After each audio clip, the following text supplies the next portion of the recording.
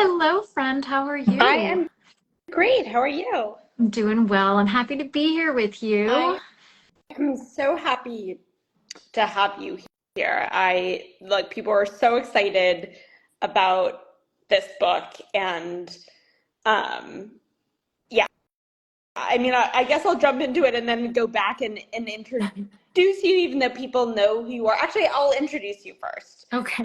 I'm so excited that I need to keep this linear. So I think everyone knows who you are because they have read your book. But Thank Gina you. Moffa is a grief and trauma therapist in New York City. You're in private practice, Yes. correct?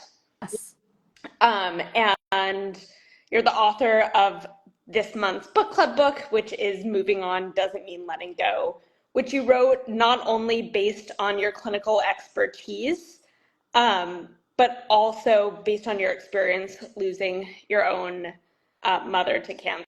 And, you strike such a balance of clinical expertise and your own vulnerability. And I, see people writing in saying that your book is so critical and empowering, and I Thank you couldn't so much. agree anymore. And I know I said this to you earlier, but I think often grief is something that people feel like they can't talk about or have a specific period in which they can talk about it, um, or they Mhm. don't know how to talk about it. But you so beautifully invite people to have conversations, help people reason with what their own words are and figure out what they're thinking, which makes the book, so incredibly special.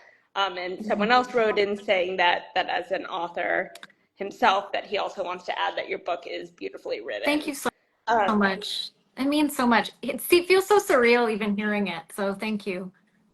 and someone else saying that you're amazing.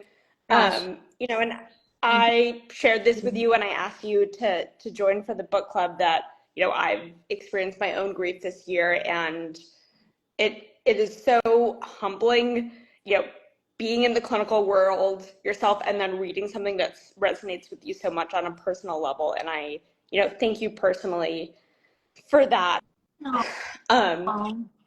Sarah, thank you. I'm so glad we connected. I'm grateful Me you too. reached out. It feels so gratifying and rewarding when our colleagues can come together and actually learn something and connect Yeah. over not just our work, but the things that we struggle with too, and the things we're enduring that nobody knows about. And it really just helps us feel less lonely in it. So thank you for that. Of course. And I think that, that mission of making people feel less lonely is very much what the origin of this book club even was in the first place. So, to give you some very brief background, a couple years ago, I felt exasperated by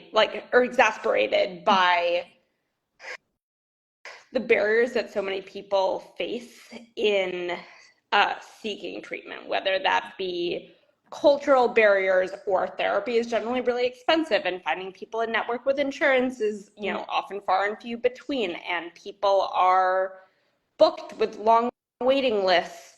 So I had kind of made a blanket offer on this Instagram to help anyone find a therapist, and got an influx of requests of people looking for a therapist. But so many people said, I don't know if I'm ready for therapy yet, or I don't know if I have the privacy, to have therapy, but are there books or resources that you can point me to? And Mhm. that's how this book club started. And I think that books like yours do make people feel less lonely and let people know that while therapy is an option, there are ways that they can reflect on their own. And maybe then they do decide, to seek grief therapy, or whatever it is they're struggling with. But your book really does make people feel less lonely. I so appreciate that. I do, I totally agree. The same with me during COVID. It felt like there was so much grief, this influx of different types of losses people were contending with in this new way that Yeah. were life-changing, and we're not used to thinking about grief in terms of non-death related losses. Yes. And yet there was so much of it happening and people didn't know where to go, where to look, and just as you were saying, there's so many barriers and we all just have two hands. And I remember thinking to myself, if I'm going to write a book, I want it to be as close to being in therapy and in my office with Yeah. me as possible, so that people will understand that if they've had a bad experience in therapy or they don't know what therapy is like, this could be something, that there can be access in some small way, because the access to therapy in this country is really astonishingly sad and pitiful, Yeah. actually. And so it is hard, but like you said, a lot of things also don't necessarily need therapy, right? But we don't know if we need it or not. And sometimes we just want to read something to see where we're at and kind of have a reference point to that. Yeah. So I mean, there's so many beautiful books out now in the world, so I'm grateful to just join in on Yeah. that, and it's really helpful. And someone wrote in saying it's wonderful when therapists show the nuance that so many people experience but have a hard time putting into words. Which you do. And I think one of my favorite, like it at first, when I wanted to feature your book in the book club, it felt in some ways like a niche topic. Yeah. But I think the beauty of it is that you talk about so many types of losses, right? It's not just about death. And I want to jump into the questions that people like submitted ahead of time, Mhm. because there were just as many questions about how to support other people enduring grief as there were from people who were themselves experiencing grief. And I think that was really cool for me to see that this is a book that not only appeals to people who are in the midst of a loss, but like loss is around all of us. And if we're not experiencing loss, we know someone else who is. And I think that like Yes. that was very cool for me to see. And I'm curious if you've gotten that feedback from other people, that like the book really appeals beyond just those who are experiencing loss in the moment. Oh, absolutely. I feel like a lot of the people who've gotten it or who have reached out to me have said, I've gotten this for so and so, who's going through this like job loss or going through this huge transition. So and Yeah. so is going through a divorce and her dog died. There's so many different ways in which we lose. And the fact that people can look at this and see, I have a whole chapter devoted to honoring the different ways in which we're losing, but also, another chapter where I can actually say, hey, if you're reading this and you're someone who loves someone or is supporting somebody who's grieving, let me help you, because we're not like educated. We're not even that we're not educated, but we haven't been taught how to grieve. So how can we be taught how to support people grieving? How do we know how to be there for people? And it's so hard to not feel awkward and not feel like we want to just try so hard not to say the wrong thing. And so I just want to normalize that for people, that we're not born knowing the right things to say or the right ways to show up for people. It's really just about the wanting to show up and that consistency in showing up, however clumsily we do. Yeah. I'm curious for you, like what parts of writing the book might have felt cathartic to you in your own grief, and what parts felt more difficult for you. I think writing about some clients and some stories and knowing the kind of evolution of grief, and not all grief stories, quote unquote, have a resolution. Yeah. But I think kind of the normalization that people struggle who may be very high functioning, who may, be out in the world moving, moving, moving, and then find themselves totally immobilized by something. And the courage it takes to come forward and say, I need help. Yeah. um that part to me was really beautiful, I think, and kind of thinking about the people who have done that with me. I think I want to say it was cathartic to write about my mom. Some parts were. I think there was a part towards the end. So towards the end of my book, I talk about a time where I went in my childhood bedroom and I found this like little book that we get for our parents or grandparents, kind of things that where they can jot down their memories, and it's Yeah. questions where you can get to know them and save it later. And, I hadn't looked at the book in many years, and I was already nearly finished with the book. I was in my editing Yeah. stages. But when I took that out of my bookshelf and I read a specific passage and something that my mom had answered, I had gotten this book for her and then I put it in my bookshelf and didn't look at it again for a long time. I forgot it was there. And when I read through it, I mean, I was just like, there's one part, and I'm sort of doing a spoiler alert here, but where it says, what do you want your legacy to be? And I flipped the page and her answer was you. Yeah. And I remember just kind of the tears just coming down, like, I guess I was supposed to look at this now, Yeah. but it was also very hard to relive the moments of her death. And there's a lot, even as a grief therapist, where you ruminate at some points, like, what could I have done differently? Could I have been there? Why did I go home? There's so many things sometimes that we all go through as grievers, where we're trying to make sense of things, and it doesn't, nothing ever would have been different, but I Yeah. think that certainly replaying that scene in my mind the morning that she died, which is how I start the book basically, Yeah. um, definitely was very hard. It was reliving something I hadn't looked at in a few years. And yeah, and it's real, and I think that sort of points to how grief is. It's our forever companion, and Yeah. it comes up, right just under the surface sometimes, waiting for a trigger or something to reawaken it. And I think it's so real to be able to say that we're not healed from grief, we're not cured from it. It becomes a part of our lives. It becomes something we carry with us. But it is always really at the ready. Yeah.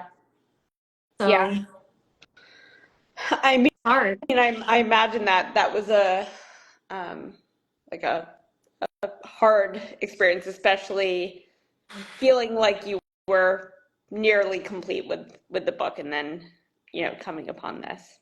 Yeah, I mean, but that's the realness of it all, Yeah. I mean, I think I'm grateful my editor let Yeah. me put it in the book, because I end the book kind of with the story and the Yeah. idea that, sometimes that's what we have, is like the legacies that we leave behind for each other in these different ways. Yeah. Yeah, but I mean, loss is not for the faint of heart. Any kind of significant loss, Yeah. that too. Yeah. And someone else I see writing and saying that you're the best Oh and my they love the book. gosh, I'm Um, not seeing it. I can't read and talk oh. at the same time. I'm Well, I'll keep like, mentioning the praise that people are throwing in. I think one thing that I find interesting, and I've like clinically worked with people experiencing grief, but it's definitely not my clinical expertise. But you spoke a lot about people fearing giving the impression of having moved on from grief. mhm, And I think in my own clinical work, this is like very similar to things that I see, even if it's not grief, of people expressing a fear of giving the impression that their symptoms of whatever they're experiencing are getting better, or fearing even like not meeting a diagnostic criteria anymore. And I yeah, think, I don't have to go on a tangent about what I think about diagnoses and like why we have them, but I think often people will say to me, like, I work a lot with the OCD, and people will say to me, like, I don't really necessarily want to tell you that this was a good week for my OCD because I'm scared that you're going to say your OCD is better, you don't need therapy anymore. And I think often, whether it be specific emotions or experiences or diagnoses, people often feel like those are their identity and they're worried about who they are if they shed that identity. yeah, Um, very true. and you touch on this, but what would you say about how people can feel comfortable trying to live their life without that fear of giving the impression of moving on, like knowing that they don't have to choose one or the other? Yeah, I think it's so interesting, because I think with grief, it's sort of, or actually a lot of diagnoses, there's a middle ground, right? We don't want to be too well, and we don't want to be too sick. Yeah. And so, I get this a lot in my practice, where people don't want to seem like they're too debilitated, because society will judge them. So they don't want to be in this place where they can't function for too long, right? Right. And then they don't want to have a good day or go to a party or have somebody, tag them at an event where they're smiling, because it will seem as if they're disconnected from their loss totally. And so I think that for people who are struggling with grief, trauma, any kind of Yeah. actual mental health challenge, in a lot of ways, because society is so quick to judge us, whether we're doing well or we're doing poorly, we try to sort of stay in that middle ground. Like, I want to stay connected to the identity of who I am, Yeah. but I don't want it to seem or appear that I'm having too much fun. because then people will think I'm not sad anymore, or people will think that I don't miss my person, or people will think that I'm over it, and that I've let go. And I think it's a really hard juxtaposition, because it's hard to undo what society has conditioned us to do, which is to appear that we're not too much or too little of something. And and so that kind of makes it hard. But I do think it's an idea of bringing compassion as much as possible to where we are, and tenderness, but also honesty. I think it's okay to say, I'm having a good day today. And that doesn't mean that I'm not grieving, or that I'm not suffering or struggling. If I have many, many good days, that's a positive. Like, I want to celebrate the good times, while also the idea that guilt comes up, if I'm having too much of a good time. And this is with grief, right? So Right. specifically, if I'm having too good of a time, I'm going to feel guilty because I'm having this really good time without my person. And I think it's usually about the guilt of, sorry, I have some neighbors playing outside of my door. Okay. Bless their little hearts. They're like four. But yeah, I mean, I think what you're asking is such an important question, but I think it has to do with society's conditioning of how we look at suffering, Yeah. and what is acceptable. And I think that if we can get really honest with ourselves and help people understand the experience, which is, don't worry. Sometimes I'm like, don't worry, you'll have another bad day again.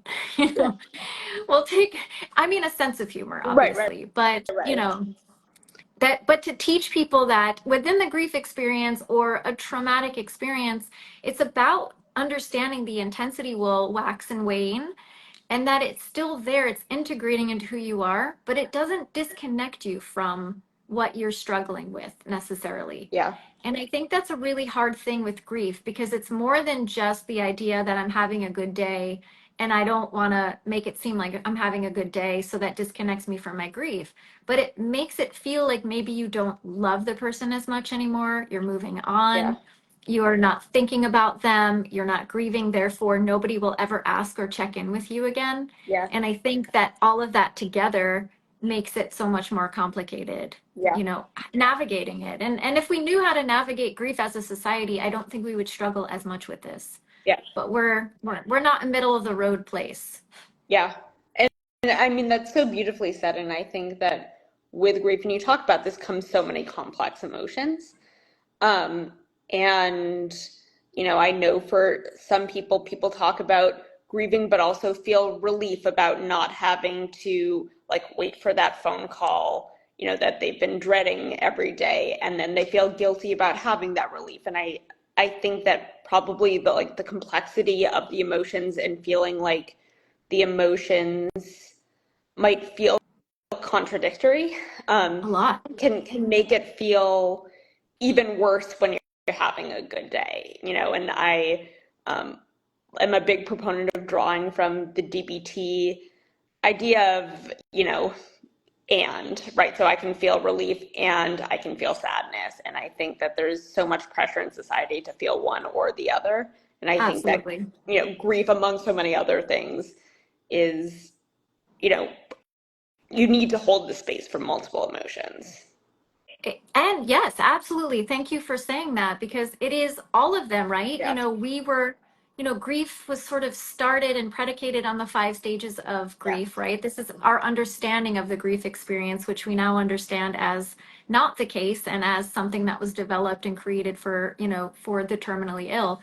But I think, we looked at it, or we were taught in some ways to look at it in stages. We have one thing at a time. And then once we're done with that, we'll go to the next one. And then at some point we graduate, from our emotions.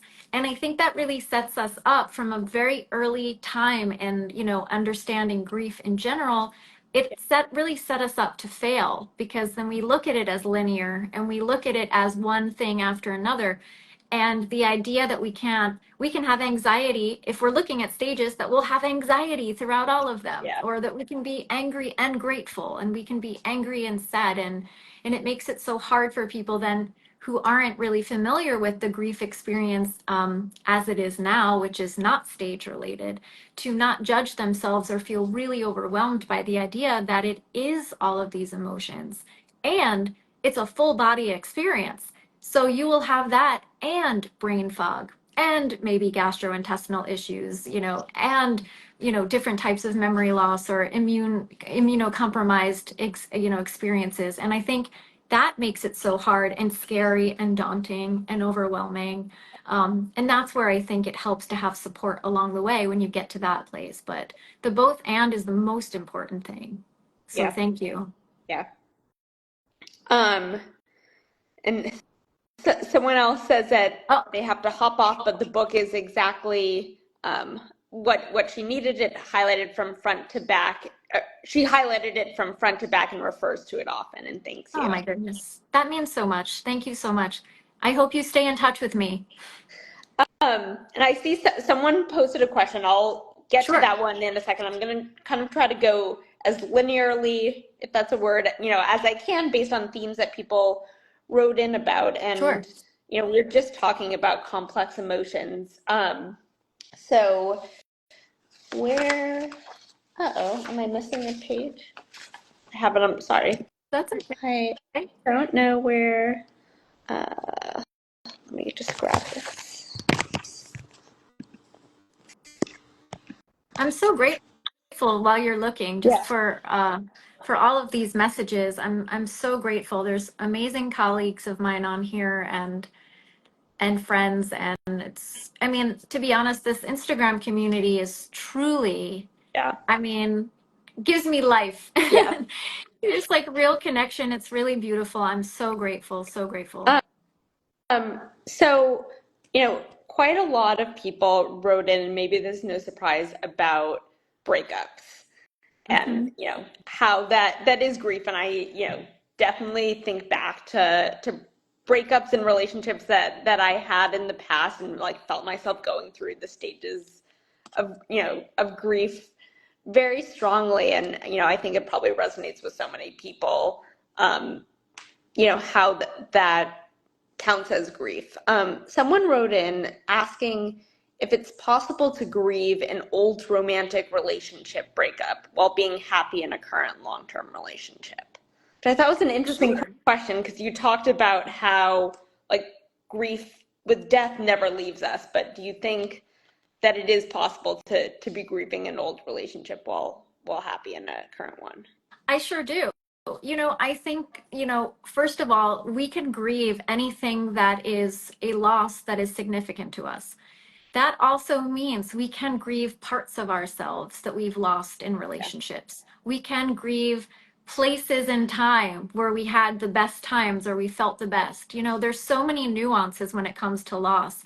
It doesn't actually matter if you're happy now, right? It is, what did that represent, that relationship? What part of your life, what part of your identity? Some people grieve the idea of their life before motherhood.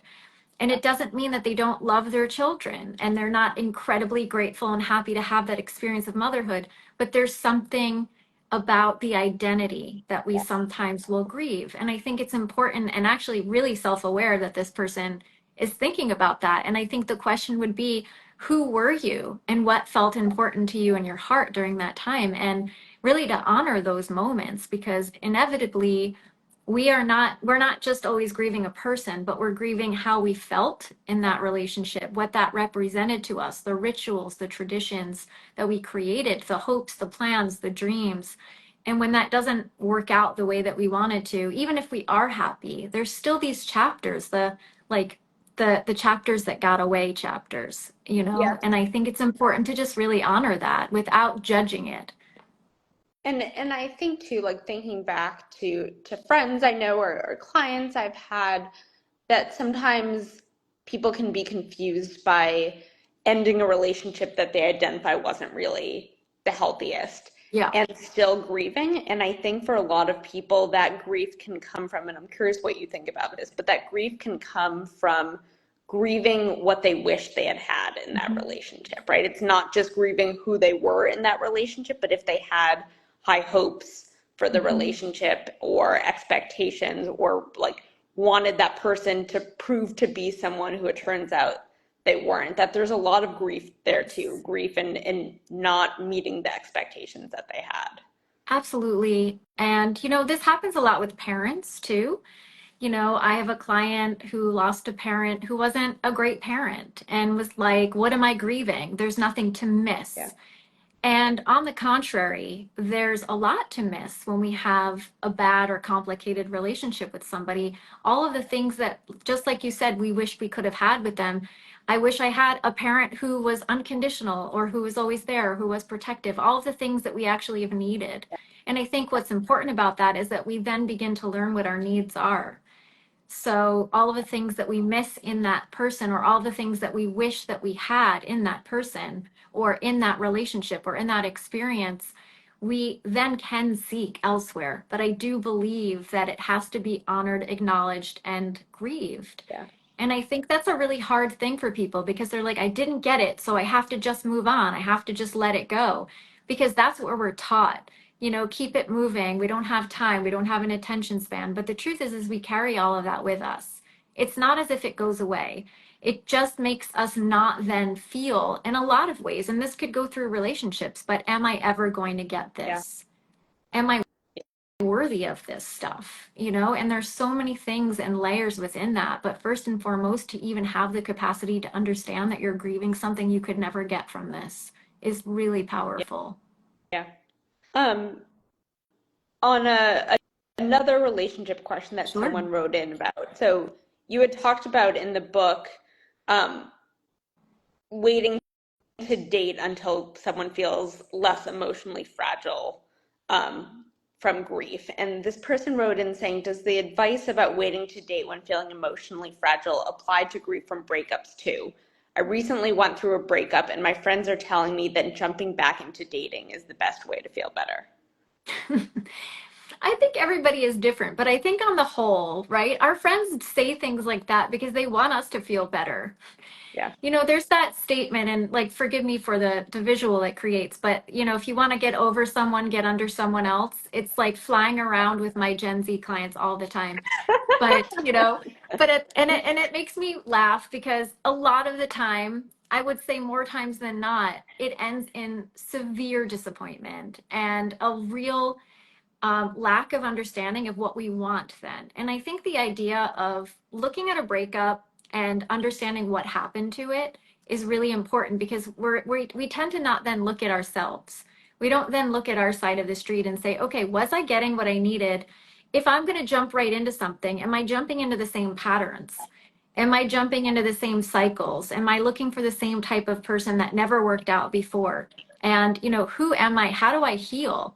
Did this relationship mean anything if I am so quickly and easily jumping into something else that could be destructive?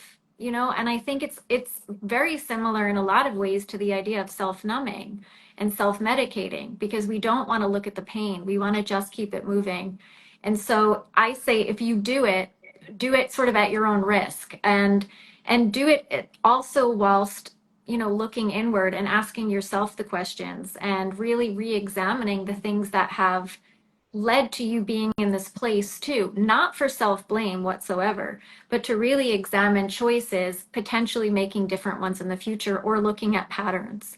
And I think that's just a really important thing to do in general. But listen, I'm not against dating in general, but I do think that when we're emotionally fragile, jumping into something, whether it's a breakup or a death, jumping into something without sort of having support resources, not knowing if you should say you've just gone through a breakup, not sure if you should say I've just gone through this grief experience, can really be sometimes self-harmful. And you might wind up in another state of loss. Yeah. Yeah.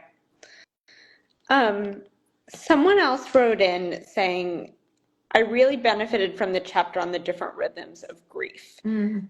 My brother and I clearly have two different rhythms for grieving the loss of our mom. Given how different our rhythms are, how do I ask him for support and or be there for him? Mm. I guess my question is, did he read the chapter too? I would Yeah. show him the chapter, right? Because I think the importance for me on the rhythms chapter is to do it in tandem. There are so many people that are like, you're moving too much, you're not grieving, you've got to slow down, you've got to do all this. Okay, but I also think the person is not ignoring the fact that they've lost someone. They're just doing it in their own way and in their own pace. And this actually happens no matter what difficult thing we're coping with.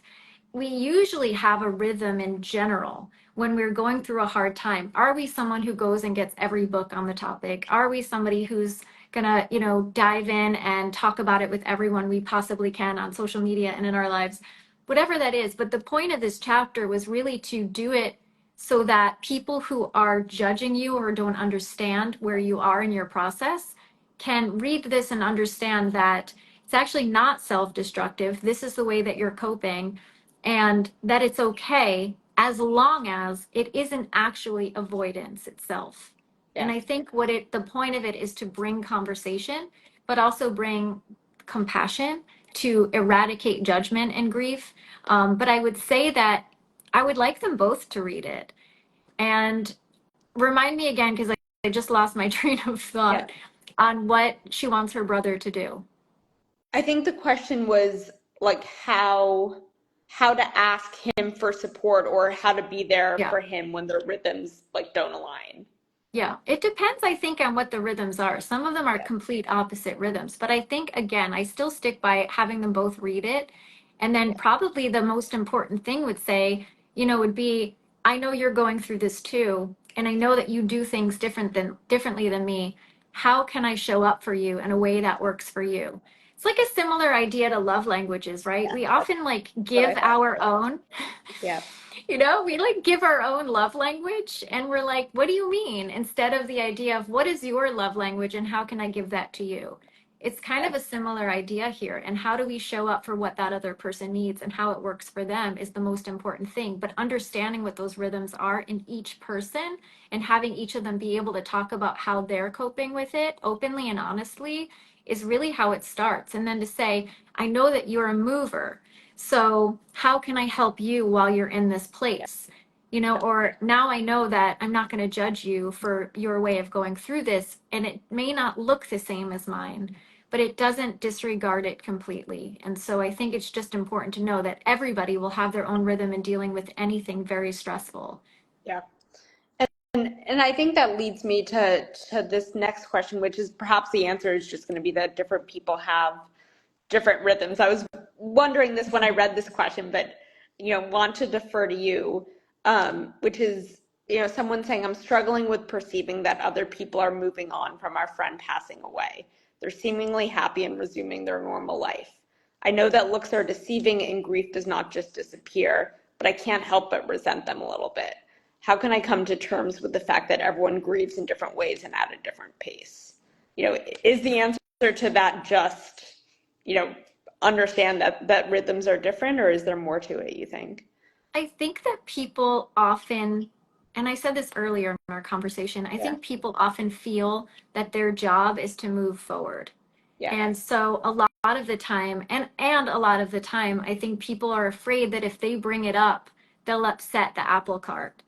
And so, I think that we feel like there's a lot of pressure to either get, better, feel better quickly, move forward. And it could be that that is their rhythm. But I also would suggest why not bring up the person and ask how everybody's feeling about it and really kind of get a gauge on where everybody is. Because again, this is to me kind of speculation, and that happens, right? I can look at somebody and think, oh boy, they look like they're doing great, Yeah. and not have a clue of the absolute hell that they're living secretly.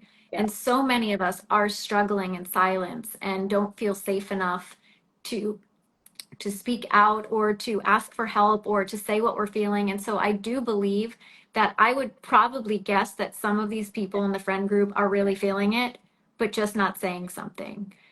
But I would also say ask. Yeah. And if you don't feel comfortable, maybe there's at least one or two people that you can ask and share your feelings with. And maybe at the very least say, I'm not okay still. I'm still really struggling with the loss of our friend. And I don't know how everybody else feels, but I'm still really struggling. And that's a hard thing to do. But I wonder if this person feels safe enough to do it. Do you find, and I'm sure there's like just a ton of variation across the board, but that when there's a loss, like in a friend group or in a big family, that people like feel like they can't bring it up among one another, or do you find that there is more often communal grief in which people continue to talk about it? I think again, it's going to depend on the community or the Yeah, family dynamics. You know, a lot of families feel comfortable enough and it doesn't turn into the grief Olympics, but right. some families do, and they wind up competing against each other or comparing their loss with the other person or judging the way somebody else is grieving, like we've seen, you know, with one of your questions here. And I do think it's really different. You know, Yeah, my brother never brings it up personally. And yet I know he's struggling because I know he was close with my mother, right? So there's all of this sort of like I can understand it, but he never talks about it. yeah, And everybody has this different dynamic. So I'll sometimes say like, how have you been feeling about it? How is that all going? You know, and I won't get a lot, but I'm the therapist of the family, so you know, there's that. But I think it's really important to understand that how we grieve in a lot of ways is how we deal with really hard things in yeah, general. That dynamic doesn't necessarily get better because we've had a big stressor. So it is hard. And it can be really lonely in a family when people don't talk about it or when people are comparing. Um, or people, yeah, especially when people think their loss is the worst yeah. in the family. And I imagine too, and this isn't for everyone, but even the people who aren't inclined to talk about it, whether it's that they like their rhythm is Mhm. not talking about it, or Mhm. you know, because they're just not much of a talker generally, that even providing the space for them to say, like, how are you doing, even if they don't want to share, feels validating because they're feeling acknowledged, and that, you know, it doesn't hurt to ask and give that person the opportunity to say that they don't want to Yeah. talk about it. Yeah. And a lot of the time too, if you share what you're feeling, it can invite the other person and give them a sense of safety that it's okay Yeah, for them to share too. So sometimes, you know, a lot of people may feel really confronted if you're like, how are you doing? Right? My brother does sometimes. And he's like, what do you mean? I'm fine. And, you know, yeah, and it's like, okay. But sometimes if I start and I say, you know, Mother's Day is coming up, yeah, I'm feeling really hard. It's hard this year for me. I'm feeling it, you know, then it invites me, like me too. yeah, Or yeah, that's hard too. You know, something there. So if it doesn't feel safe to ask, I would always say if you feel safe, and safety is always the thing I talk about a lot. If you feel safe to share how you're feeling, it could be an invitation for someone else to do the same. yeah. Several people wrote in about the letter about platitudes. You know, a lot of people saying Oops. that they printed it out. Someone wrote in saying, I don't think there was even a question, just like wrote in a comment saying, I'm going to print this out and carry it in my bag and just hand it out to people. Um, I but love there it. were also some people who said, um, like, if I'm not going to give someone the letter, how can I redirect someone who uses platitudes without worrying about hurting that person's feelings? You know, and you explain it so well in the letter, but how can someone like in the moment gingerly say things, but this isn't it?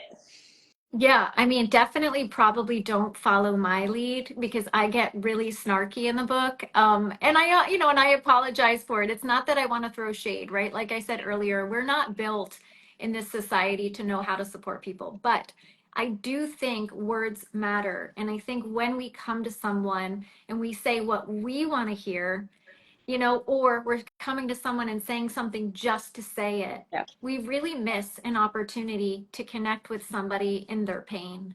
yeah, And so we have this and I call it a platitude trap for a reason, because all we really want to do, both as grievers and as somebody supporting grievers, is to connect yeah, and to let them know that we're there and we care. You know, and I talk about this in my book somewhere, in that chapter, somewhere in that chapter, but there was somebody, you know, when my mother died, who was very close with me and very close with my mother, or knew of my mother, who said, you know, heaven got another angle. And I was like, you couldn't even spell check yeah, it. You couldn't even, you know, and so it's really about the thoughtfulness. And so I obviously didn't say that, you know, you say thank you, but at the same time, a proper reconnect or a proper redirection is okay. You know, if somebody says they're in a better place now, it's okay to say, I know why you're saying that, but I really miss them, and actually they would be better here with me. Yeah. You know, and I think, and I say a lot of very direct things in this chapter, but I think it's okay if you want to redirect in a way and say, well, it's still really devastating to me. This is a really devastating loss. Yeah. Um, just to reiterate it, because when somebody is confronted with their platitude, it really gives them pause. You know, I can say, you know, thank God they're not suffering anymore. When you say anything, or at least, if you say anything that starts with at least to a griever or somebody suffering, you're instantly invalidating their experience. And it's okay to respond with, perhaps that's the case, but I still am really devastated by this. This is still a devastating loss for me. And I think that that person will have no choice but to really say, it really is. And I'm so sorry that you're going through this.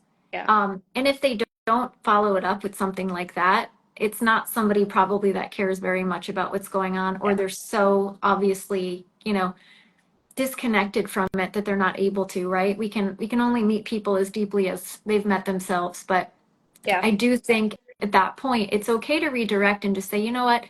Yeah, it's true they're not suffering. It's great they're not suffering, but it's still devastating to me. Yeah. And Hard. I think too, I can't remember like if you explicitly said this, but I think so often, whether it be due to grief or other Mhm. situations, people just don't know what to say, right? Because society is not conditioned to talk about emotions. And that I imagine that for most people, if there's some kind of indication of like that's not what I need to hear right now, this is what I would prefer to hear, Mhm. that people, I mean, not everyone, like some people might be sensitive to that, but a lot of people I think would feel relieved because they're coming into this conversation or text message or whatever it is, not knowing what to say.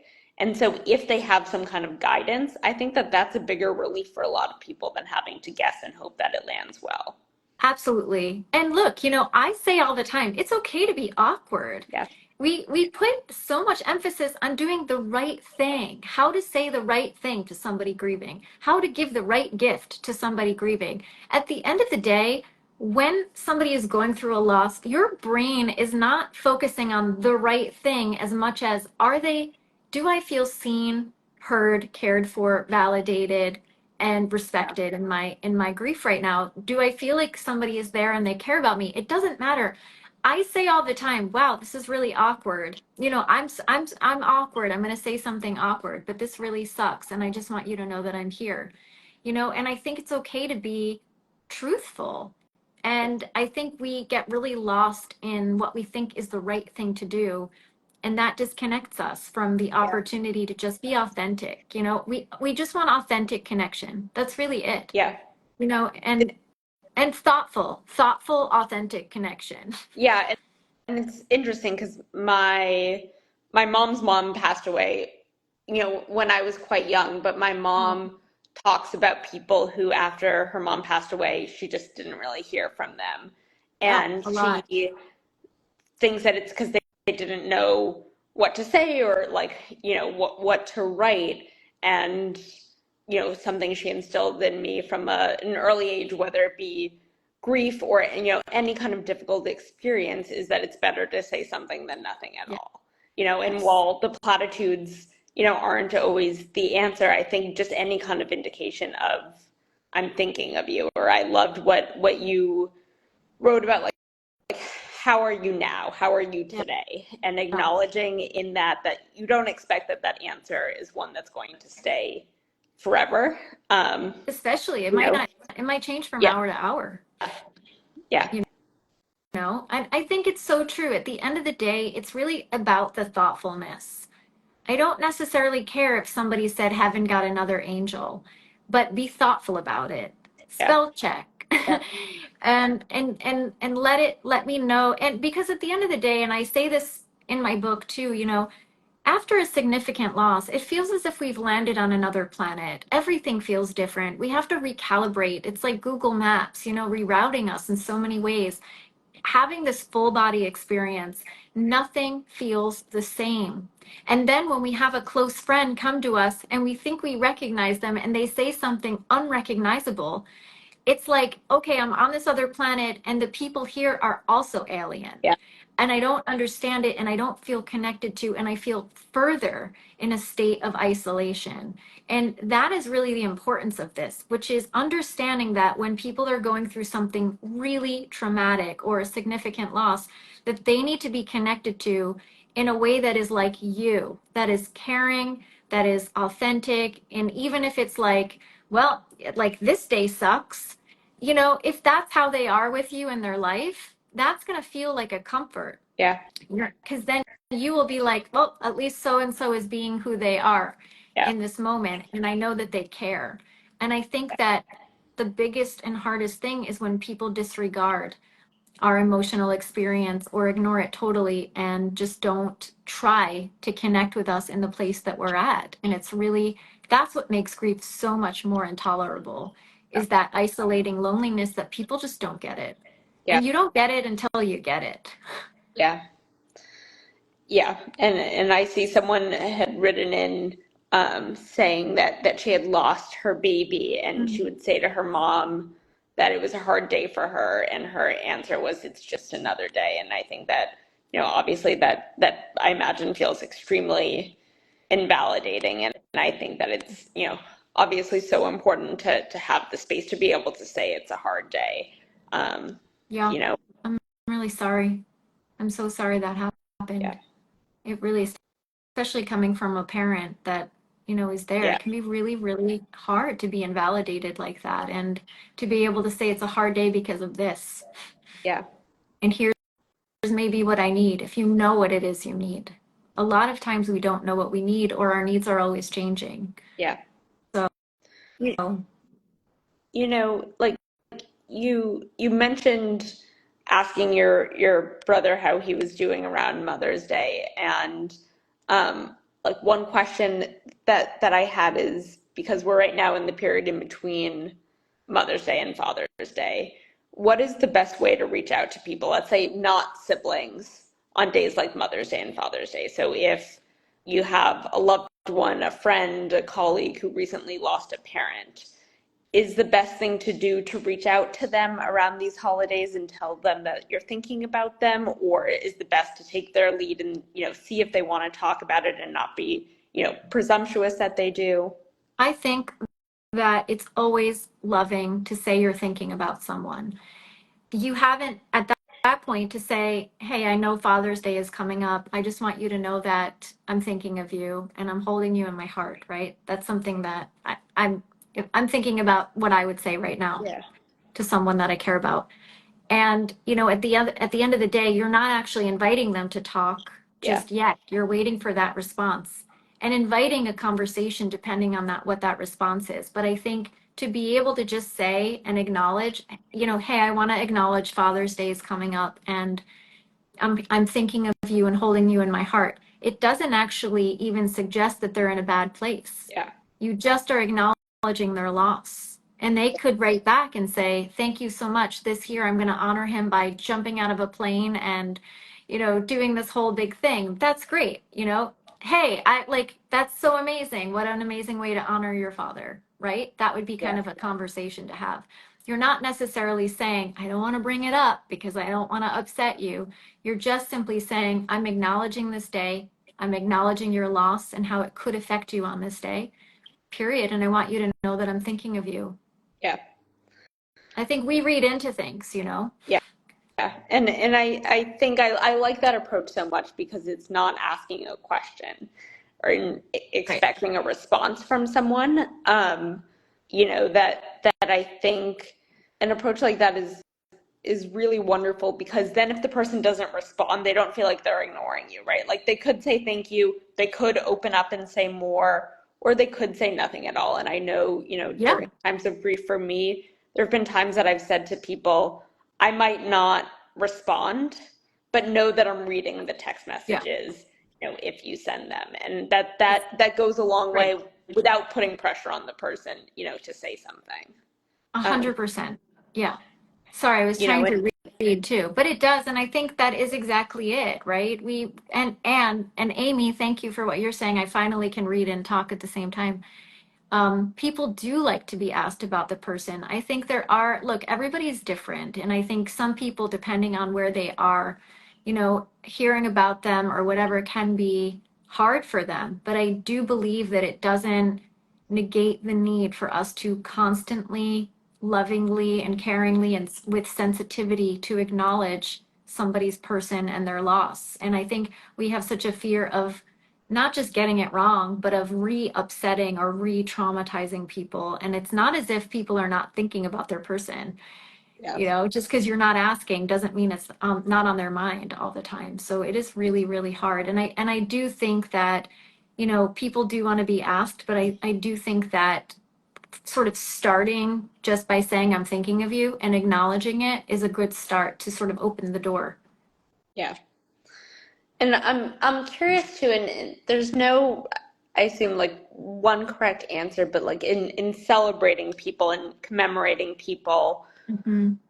is it important to, you know, go through some of the grief before immediately doing that? For example, my mom has a tradition of, on her parents, both their birthdays and the anniversaries of their deaths, it's known, and I live across the country from my mom, but it's a known thing for me that, on those days, I eat their favorite foods, I do things that they love. Like that's the way we, commemorate them. And I saw someone who, I don't know if he's still on here, but I know he rose a marathon um, on his mom's, I think, birthday. I might be getting that wrong.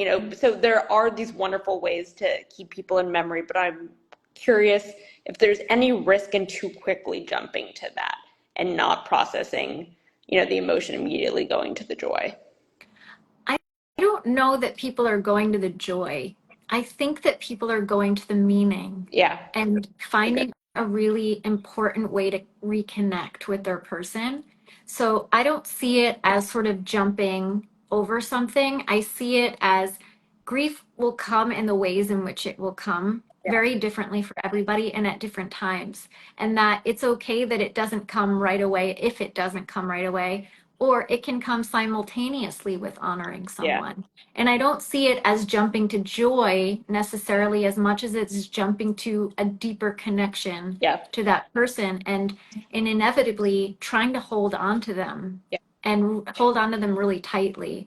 And so I think I look at people who write books right away after a Yeah. loss or make a movie after a loss. It's important that everyone individually has the opportunity to create that thread and that gossamer cord to what or whom they've lost that will create a sense of meaning.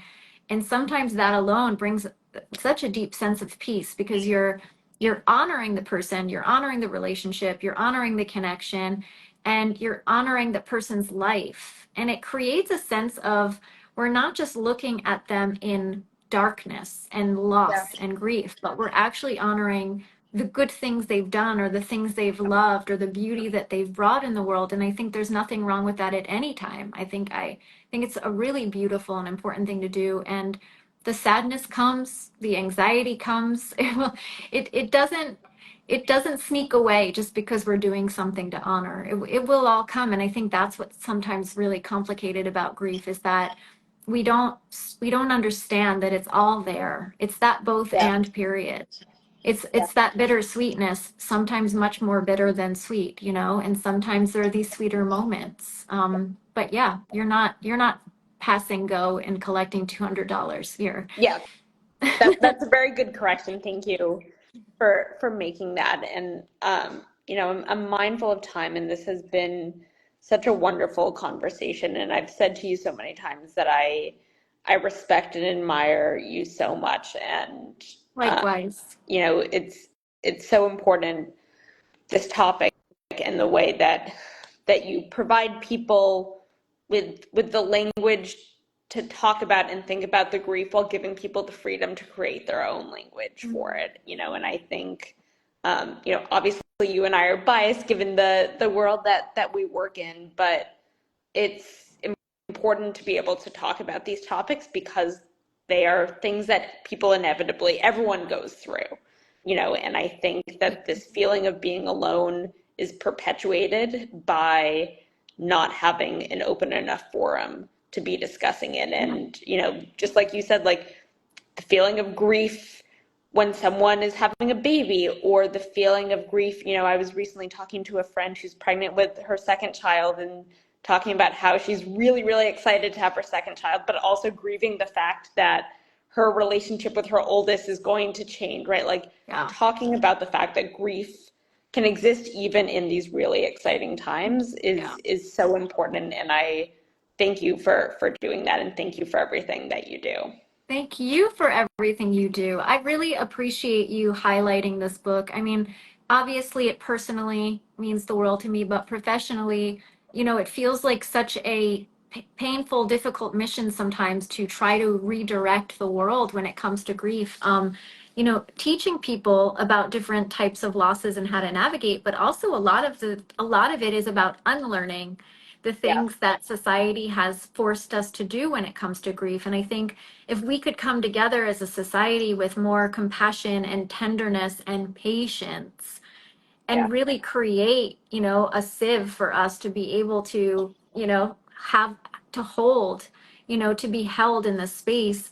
I don't think that grief would be something that people struggle with in isolation or in loneliness. And I think we could actually, if we could become a grief literate society and be there and be more grief and trauma informed, yeah, I think people would not be suffering the way that they suffer so long in yeah. these exact ways. We obviously will grieve, but do we have to suffer as we do it is the question.